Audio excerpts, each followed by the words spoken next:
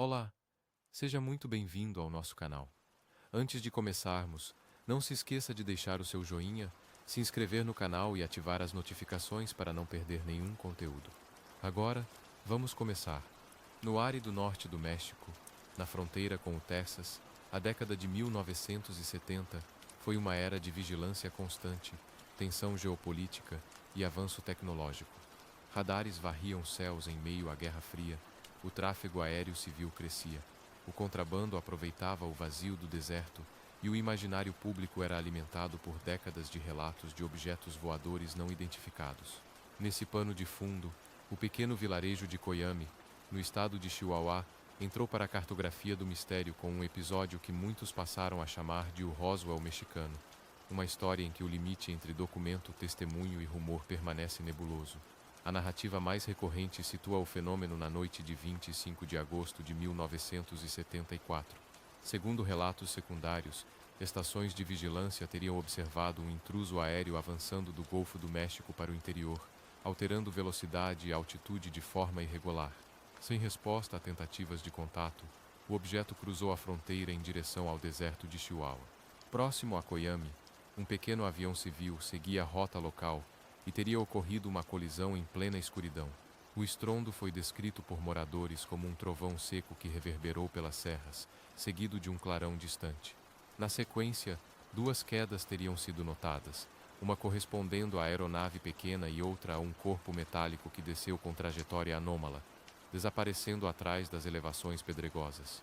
O que veio depois compõe a parte mais controversa. Autoridades mexicanas, alertadas por relatos de camponeses e por seus próprios meios, enviaram tropas e veículos ao deserto. O primeiro foco, segundo versões desta história, foi localizar o avião civil, reduzido a destroços e sem sobreviventes. Em um segundo perímetro, os militares teriam se deparado com um objeto de formato não convencional, em parte cravado no solo, com placas metálicas sem rebites aparentes e cicatrizes de impacto. Teria sido instaurado um cordão de isolamento e determinada a retirada do material para a instalação militar, sob estrito silêncio. Em paralelo, estruturas de vigilância do lado norte-americano acompanhavam cada movimento. A oferta de apoio técnico teria sido recusada. Dias depois, sob a capa da madrugada, helicópteros teriam cruzado o limite internacional. As versões mais dramáticas afirmam que, ao alcançarem a coluna mexicana, os norte-americanos teriam encontrado homens inertes, vítimas de uma possível contaminação desconhecida. Equipes com proteção biológica recolheram o objeto, partes do avião e até viaturas, voando de volta rumo ao norte. O terreno teria sido varrido, queimado e tampado para apagar sinais. As bases empíricas dessa história são escassas e fragmentárias. Pesquisadores independentes recolheram recortes de jornais regionais sobre estrondos e luzes naquela época, além de menções a um avião desaparecido.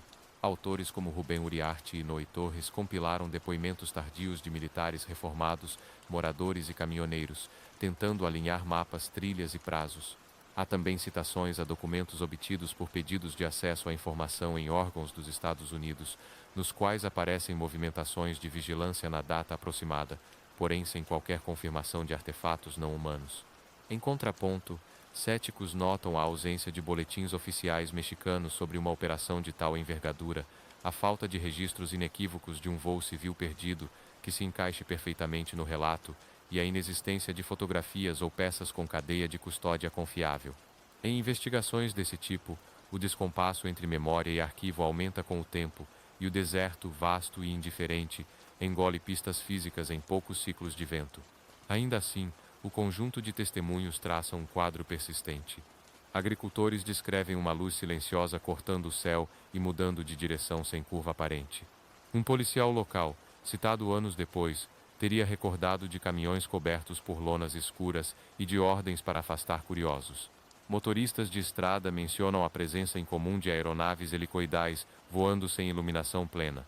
Nenhum desses relatos, isoladamente, prova um artefato extraordinário. Em conjunto, porém, sustentam a ideia de que algo relevante ocorreu, seja uma colisão entre aeronaves convencionais, seja a queda de um protótipo sigiloso, seja, no limite mais especulativo, o encontro com tecnologia não humana. As hipóteses prosaicas merecem exame. Uma colisão acidental poderia explicar destroços em 2 pontos e operações urgentes, sobretudo se um dos voos estivesse fora de plano ou ligado a rotas ilícitas. A suspeita de material perigoso, químico ou biológico, justificaria isolamento e recolhimento imediato, inclusive com cooperação não declarada entre países.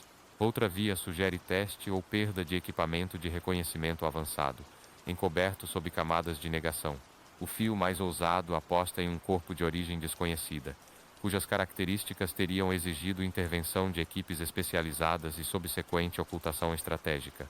Passadas muitas décadas desde 1974, o incidente de Koyami permanece numa zona cinzenta, iluminada por faíscas de documento, sombras de lembrança e lacunas oficiais. O caso sintetiza dilemas recorrentes em episódios aéreos anômalos, fronteiras difusas entre defesa nacional, segredo tecnológico e curiosidade pública. O que podemos afirmar com segurança é que, naquelas noites quentes do deserto de Chihuahua, houve ruído suficiente para atravessar o tempo e manter viva a pergunta fundamental: o que caiu perto de Koyami? Enquanto arquivos seguem trancados ou incompletos, enquanto testemunhas diretas partem levando memórias que não cabem em protocolos, o mistério resiste. E talvez seja precisamente essa resistência, situada entre terra, céu e silêncio institucional, que sustenta a perenidade de Koyami no mapa maior dos enigmas do século XX.